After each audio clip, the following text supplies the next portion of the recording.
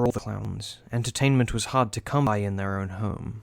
Things could be downright dull, so the clowns were eager to join the circus when it became clear that Fuller could ease their boredom, which, in itself, said something about Fuller's confidence in his abilities.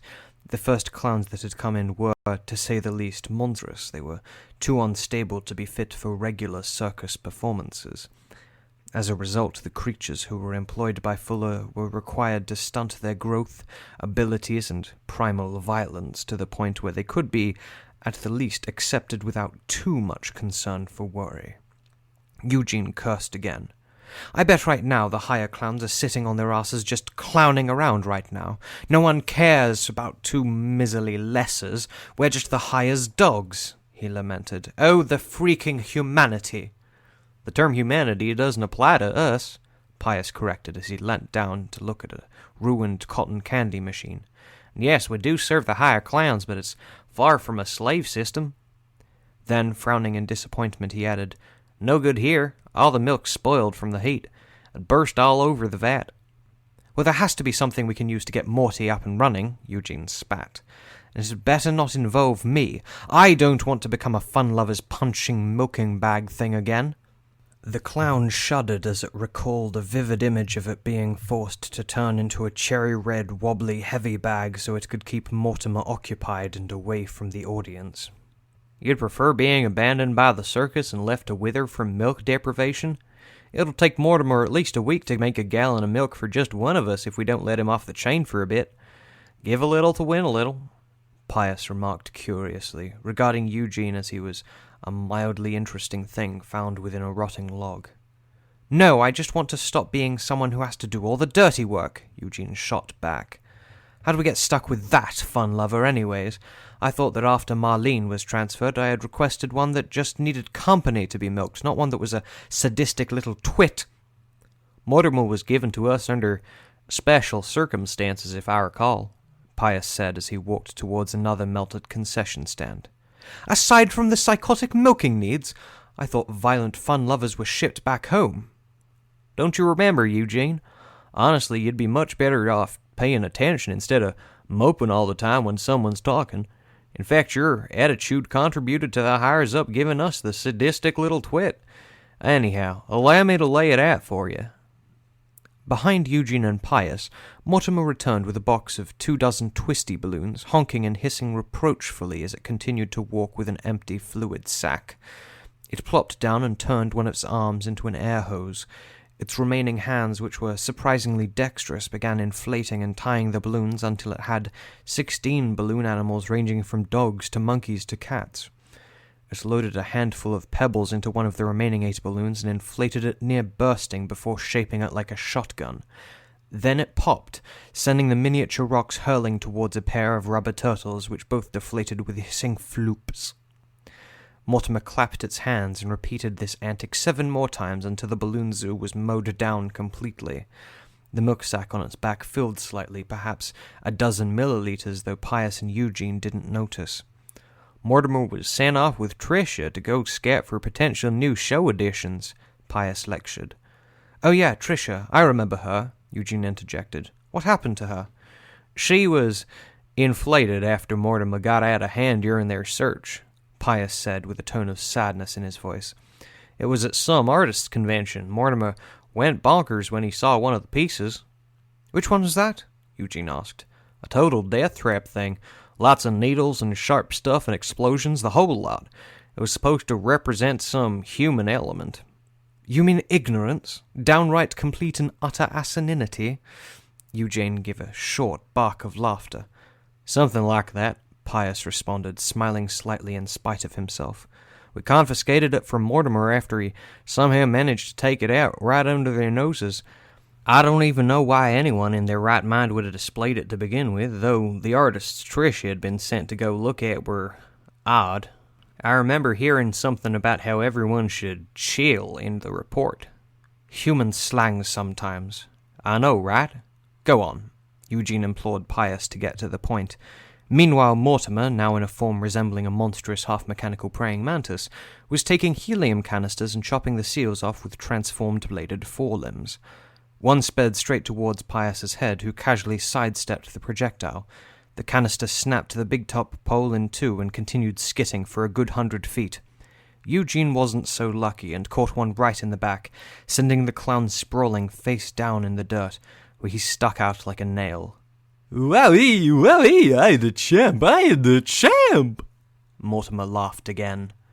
Eugene pushed himself out of the crater and rubbed his nose, his eyes watering. "Son of a flame-faced man! Looks like I'm going to have to be the punching bag after all. And why the hell does he keep repeating that?" "Freak show if I know," Pius replied in a sing-song voice. "Shall I continue?" "Go ahead," Eugene growled, glaring at the gloating fun-lover. He was beginning to see red and his ears were ringing, though he couldn't tell if it was from the melting makeup or just his anger. Then, looking back, he saw Pius cocking an eyebrow at him in mock disapproval. "I'm staying calm, Pius." "Ahem, I doubt it. Eugene, dial back on the steam engine state, will you? The rest of us don't want your spout to blow."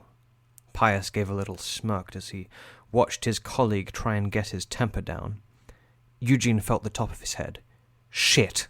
He had let his shape-shifting get out of control again, and an old-style train smokestack had sprung from his skull and was not billowing copious amounts of black smoke while whistling shrilly. "Screw you, Pius!" Eugene snapped at Pius's chiding, still staring daggers at Mortimer. However, the smokestack retreated back into his head. "Better?" Eugene asked. "Good," Pius smiled. "You're learning a bit of patience and tolerance today, Gene. That's very good for getting a promotion." "Don't call me that," Eugene grumbled. "Wowie, wowie!" 40 minutes later.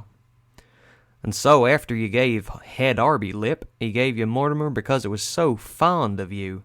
The end." Pius finished his monologue, grinning to himself. He doubted his audience of two was even listening anymore, though he was thoroughly enjoying the spectacle unfolding before him. Well, it seems they brought the circus back to town single-handedly. Fuller would be delighted.